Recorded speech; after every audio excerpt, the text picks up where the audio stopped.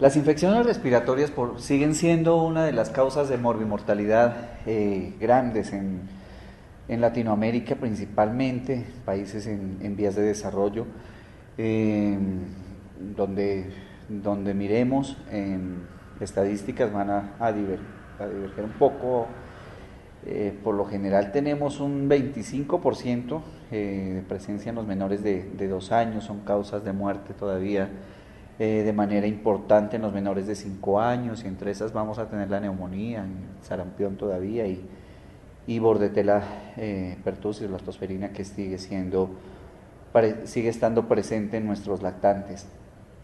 Tenemos algunos factores de severidad como son el hacinamiento, la pobreza como siempre uno de los factores de riesgo, porque conlleva comorbilidades, a desnutrición, o sea, la presencia de hacinamiento y factores de riesgo como la exposición a factores ambientales como el humo del cigarrillo u otros factores. Eh, y siempre, dependiendo de la edad, pues vamos a tener algún tipo de manifestación respiratoria principal, como ya lo hemos venido viendo, y la neumonía siempre se debe tener en cuenta en los menores de 5 años. Las neumonías suelen clasificarse dependiendo de dónde se han adquirido, dependiendo de su severidad, dependiendo si es primera vez, dependiendo si es recurrente, pero por lo general, pues hablando de neumonía recurrente, es aquella que va a tener siempre pues la misma localización, que puede tener signos de obstrucción bronquial extrínseca, también manifestarse con sibilancias, puede generarme bronquiectasias, anomalías bronquiales, secuestros pulmonares, puede tener también una localización variable y simular una aspiración o ser secundaria a una aspiración. En el contexto pues del paciente asmático, del paciente con displasia broncopulmonar, puede semejar también o puede anidarse en estos sitios de lesiones previas. Tiene tendencia a generar anomalías mucociliares, y debemos sospecharla siempre cuando tenemos neumonías a repetición, pacientes con inmunodeficiencias congénitas o inmunodeficiencias adquiridas, o el paciente que tiene síndromes de asplenia. En cuanto a los factores patogénicos, pues se van a clasificar según lo que hemos venido hablando en virus, en neumonías por gérmenes atípicos, o en neumonías pues de origen bacteriano, de los cuales pues el neumococo, influenza, estreptococo, hemolítico del grupo A, B y C están presentes, el estafilococo, enterobacterias. No debemos dejar de lado siempre la tuberculosis, que es uno de los reemergentes en nuestra época pues, de inmunodeficiencias. Tener en cuenta otros como la legionela, la nocardia, las pseudomonas, pues en los pacientes que son inmunosuprimidos o que están en cuidado crítico. Debemos pensar en los atípicos como el micoplasma o la clamidia, en pacientes pues, mayores, en escolares, en preadolescentes y adolescentes. Y en los más pequeños, no tener siempre en mente únicamente lo bacteriano, sino lo viral como una de las causas principales, dado que los virus también me pueden generar signos de consolidación y fiebre que pueden semejar una neumonía bacteriana. Pero si viene el paciente con un cuadro clínico típico, por decir algo, de una bronquiolitis, y sobre esta se anida y se empieza a multiplicar y a formar una consolidación, pues lo más probable es que sea de origen viral. No necesariamente las consolidaciones me van a implicar un origen bacteriano de la neumonía. En cuanto a los virus que están involucrados, pues tenemos aquí el virus sincitial, la influenza, parainfluenza. Recordemos el compromiso, la epidemia de influenza por H1N1 que tuvimos en el 2009, y que todavía se siguen viendo casos en los cuales las características radiológicas nos hacían pensar inicialmente que era algo bacteriano, pero es viral, e incluso lo viral puede llegar a ser hasta cierto punto mucho más difícil de manejar y más catastrófico que lo bacteriano. Recordemos, por ejemplo, las neumonías necrotizantes por adenovirus. Hay otros virus como el mismo virus de inmunodeficiencia humana, los virus varicela, el Epstein-Barr, el virus del sarampión o el citomegalovirus, que también me van a comprometer el tejido pulmonar y producirme compromiso neumónico. Dependiendo pues de los grupos etarios también van a existir diferentes tipos de microorganismos, y si nos enfocamos ya al proceso neumónico bacteriano como tal, y si vemos por ejemplo a los neonatos, vamos a tener mayor presencia de estreptococo del grupo B, que se ha adquirido por lo general por el canal del parto, bacilos gram negativos como E. coli, Klebsiella pneumoniae y Chlamydia trachomatis. En cuanto al compromiso por hongos, en pacientes que son inmunocompetentes se va a tener de presente la blastomicosis, el histoplasma capsulatum o coccidioidomicosis. Y en los inmunocomprometidos, pensar siempre en Aspergillus y en Candida albicans, o cuando tenemos aislamiento de estos, ir pensando en que el paciente va a estar comprometido.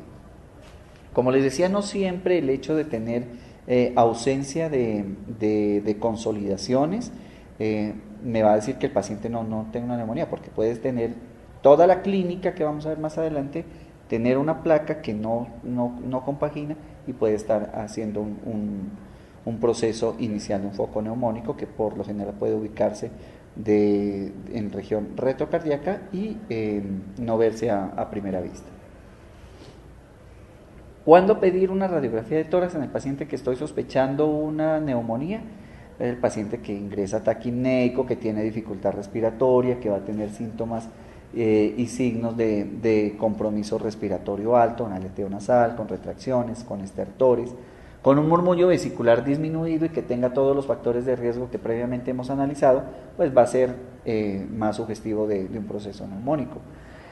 Dentro del estudio del paciente con fiebre prolongada, también por todo lo que hemos venido refiriendo sobre los cuerpos extraños o sobre si estoy sospechando un paciente inmunocomprometido o que haya tenido neumonías a repetición, pues se debe solicitar una radiografía de tórax.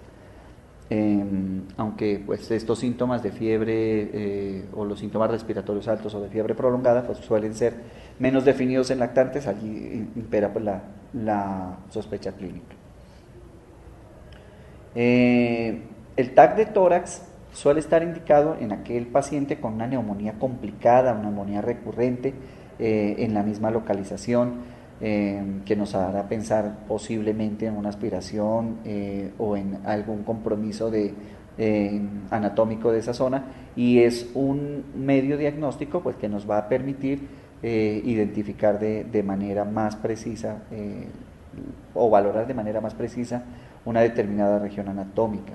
Por lo general es el paciente que ya hemos tenido con tratamiento, que vuelve a recaer, que tiene algo de sospecha de algo más.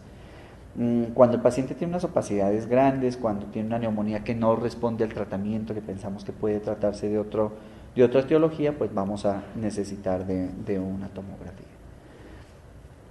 En cuanto a la ecografía de tórax, por lo general suele indicarse cuando tenemos opacidades grandes o periféricas causadas por infección, que un paciente que esté inestable, que no se pueda llevar a un TAC de tórax, para estudios de derrame pleural cuando tenemos pues, una neumonía asociada a derrame, cuando sospechamos una necrosis pulmonar y abscesos, y en el estudio Doppler pues, para complicaciones. Recordemos que la ecografía tiene una ventana acústica a través del timo y del cartílago costal, lo cual es una pues, ventaja en niños. Cuando estamos hablando o sospechando una enfermedad de espacio aéreo, cuando tenemos una neumonía redonda, esto me puede indicar a veces un determinado germen, por ejemplo el Streptococcus pneumoniae o el Staphylococcus aureus, cuando tenemos consolidaciones lobares o consolidaciones multilobares o con comorbilidades, pues vamos a pensar en un paciente con posiblemente una inmunodeficiencia, o evaluar si ha sido vacunado pues,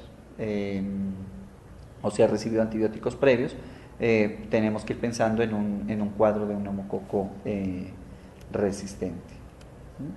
Aquí vemos, pues vimos ya anteriormente la neumonía redonda. No es muy bien definida ahí. Aquí tenemos una consolidación lobar y aquí tenemos una consolidación multilobar. Aquí tenemos la presencia en la radiografía del broncograma aéreo, que está bien definido. Tenemos opacidades que incluso me borran los recesos costofrénicos, lo cual me sugiere la presencia de derrame. Esto ante todo en los niños mayores, porque recordemos que en los lactantes su posición habitual suele ser en decúbito, por lo tanto yo no voy a tratar de buscar el derrame pleural a esta zona, sino que lo voy a evaluar más apical y hacia lateral, es decir, lo voy a buscar en esta zona, más no acá. En este caso parecía un niño escolar o adolescente, el cual ya puede permanecer en posición de pie. Aquí vemos una consolidación por TAC, ¿sí? Donde vemos el broncograma aéreo. Aquí vemos a la ecografía, suele haber hepatización pulmonar, es decir, la densidad o la ecotextura suele ser similar a la del hígado, por lo cual cuando hay ese tipo de señal ecográfica, pues hablamos de una consolidación.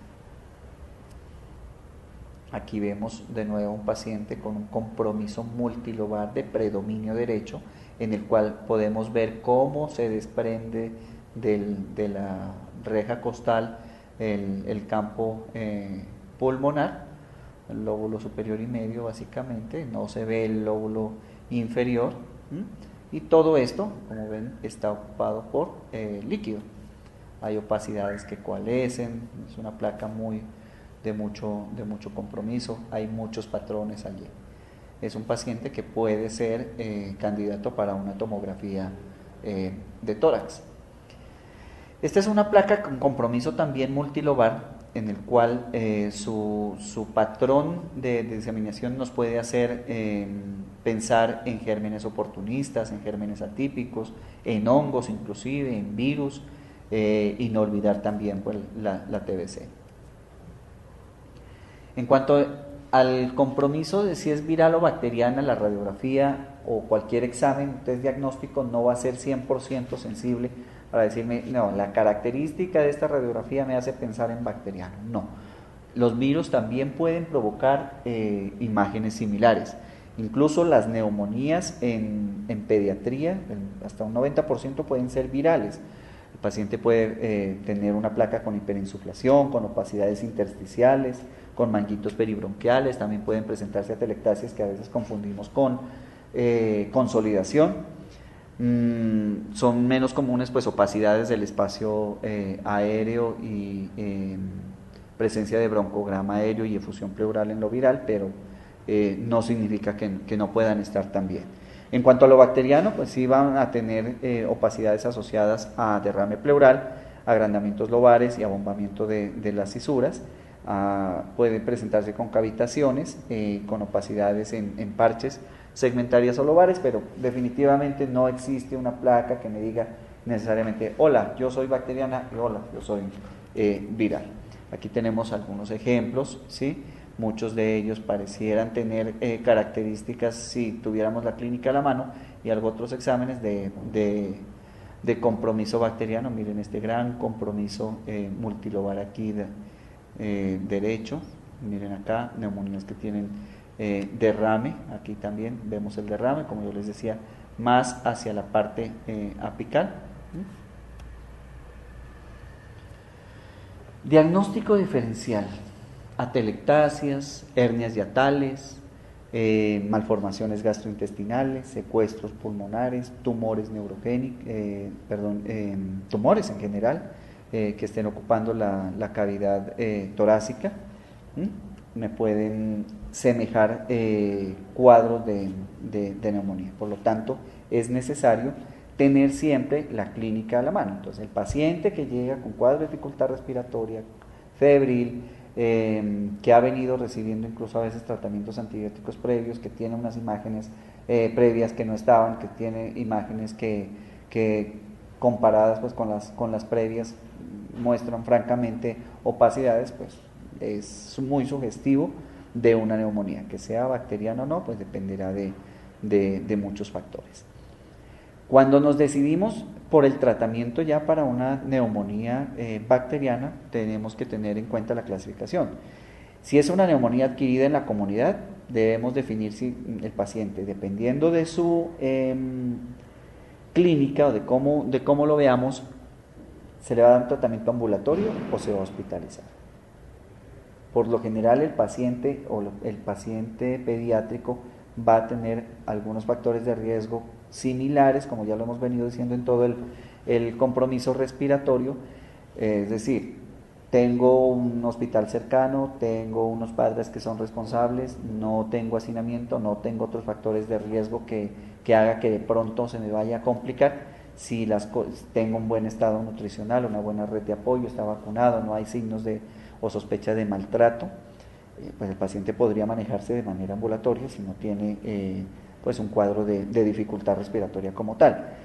Si yo defino un tratamiento ambulatorio, yo puedo iniciar con amoxicilina de 80 a 100 miligramos kilo día cada 8 horas por 10 días. Y si defino tratamiento intrahospitalario, recordando que neumococo es uno de los principales patógenos bacterianos, puedo arrancar con penicilina, 200.000 unidades kilo día, dividido en cada 4 horas, es decir, 6 dosis al día, por 10 días. O en los más pequeños, pues ampicilina, 200 miligramos kilo día, en 4 dosis. Si no estoy sospechando un neumococo resistente. Si yo sospecho un neumococo resistente, definitivamente el paciente va a tener que quedarse hospitalizado y voy a tener que iniciarle como segunda elección ceftriaxona 100 miligramos kilo día cada 12 horas por 10 días como tal. Si yo tengo sospechas de gérmenes atípicos como micoplasma o clamidia, y si definitivamente pienso que el cuadro no se trata de algo viral, pues yo voy a iniciar el cubrimiento con claritromicina a 15 miligramos kilo día, dividido en 2 dosis por 14 días. En cuanto al paciente con neumonía multilobar, sin signos de respuesta inflamatoria sistémica, yo puedo arrancar con ampicilina sulbactam, pensando siempre en gérmenes ya más resistentes, dosis de 150 a 200 miligramos kilo día, dividido en 4 dosis por lo general, o 3 o 4 dosis, en los mayores más, se suele utilizar más a cada 8 horas. Y en paciente que ya tenga franca respuesta inflamatoria sistémica, pues le voy a dejar ceftriaxona 100 miligramos kilo día cada 12 por 14 días. Y si tengo el paciente asociado con derrame pleural o estoy sospechando un empiema, si lo sospecho el empiema como tal es de drenaje, o sea, es un paciente que hasta que yo no drene ese foco de infección persistente, pues no voy a obtener mejoría por más antibiótico que yo le coloque.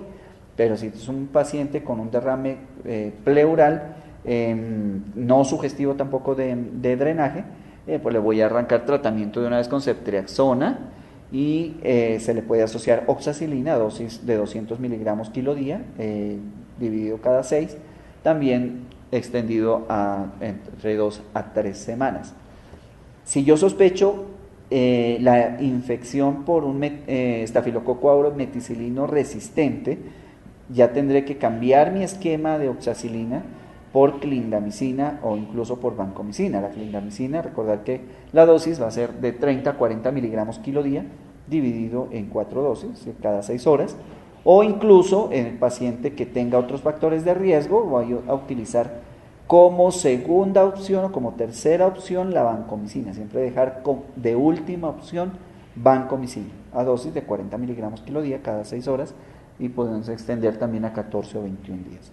Pero por lo general yo arranco con la cefalosporina más clindamicina. Otro motivo frecuente de consulta en el ámbito de urgencias y de características pues, de compromiso respiratorio es el asma.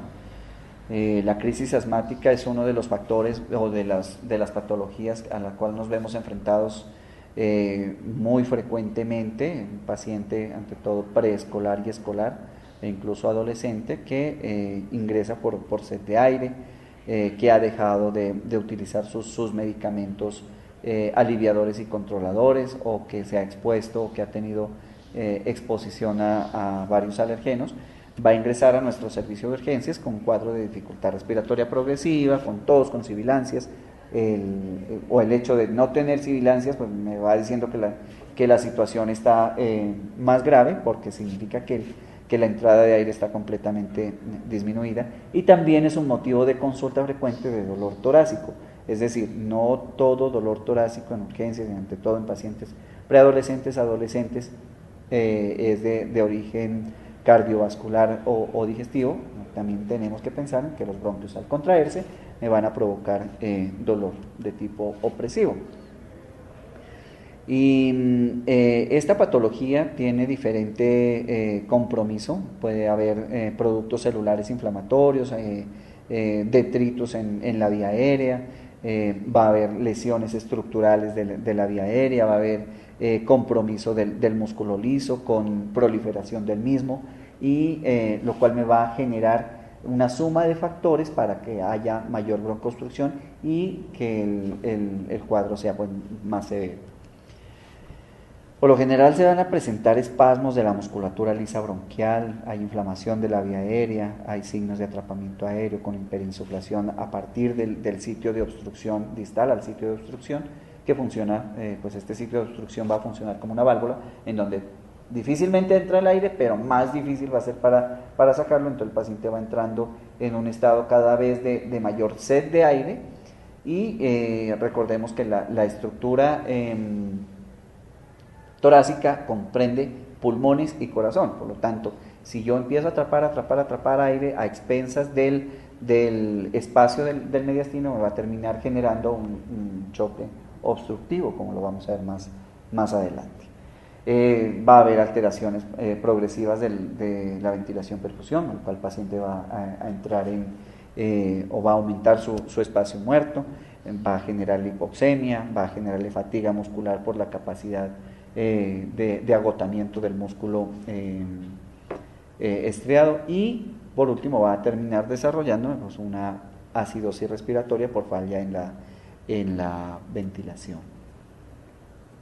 Lo más importante en el tratamiento del niño asmático no suele ser el control de la crisis, porque este suele hasta cierto punto salir de manera rápida.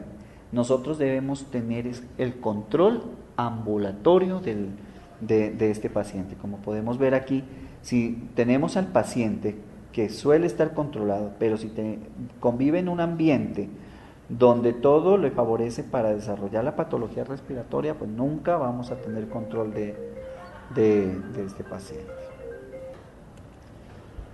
Una vez nos enfrentamos al paciente entonces con la crisis asmática, debemos valorar su gravedad, como hemos venido haciendo con todo lo respiratorio. Para esto existen diferentes escalas, hay unas que ya han sido validadas en Colombia, ante todo en los hospitales pediátricos, los hospitales con énfasis en neumología. Hay que evaluar cuáles son sus factores desencadenantes, qué tratamiento recibe habitualmente, y tratar según la gravedad, siempre con oxígeno suplementario cuando tengamos una saturación menor del 88%, del 90%. Inicialmente se utilizan los broncodilatadores de corta acción, los antiinflamatorios esteroideos sistémicos, ya sea por vía oral o por vía endovenosa. Tener un manejo estricto, juicioso de los líquidos, y pues todo esto apoyarlo con medidas generales. Aquí tenemos una escala de severidad en la cual nos va a puntuar de 0 a 3, y es muy clínica, porque no me va a utilizar ni gases arteriales, ni pulsoximetría inclusive, solo vigilando los músculos accesorios, la presencia o no de sibilancias y la disnea, yo puedo llegar hasta a definir si el paciente no tiene crisis, tiene una crisis leve, moderada o severa, dependiendo de si me puntúa de 0 incluso hasta 9. Factores de riesgo para un asma severo, pues un asma perenne, es decir, que siempre el paciente recae, va prácticamente cada semana, 2 veces por semana, al servicio de urgencias, ha permanecido hospitalizado mucho tiempo, por lo mismo ha requerido incluso de unidad de cuidados intensivos, no hay mejoría con el tratamiento habitual, siempre o está asociado al el cuadro broncoobstructivo de infecciones recurrentes, si hay o ha tenido fuga de aire, es decir, presencia de neumotórax o neumomediastino. Se utiliza incluso esteroides sistémicos y el paciente sigue con hiperreactividad bronquial. Si consulta, pues ya lo habíamos hablado muchas veces, al servicio de urgencias en el último mes, o si ha tenido 2 o más hospitalizaciones en el último año por asma, son factores de riesgo que me deben hacer pensar que el fenotipo asmático de este paciente es severo y que el riesgo de morbimortalidad pues va a ser mayor que en un paciente que no los tenga. Hay que tratar de evitar en todas las crisis los factores desencadenantes, y uno de estos grandes factores desencadenantes son las infecciones virales. Por lo tanto, el hecho de irnos acercando a un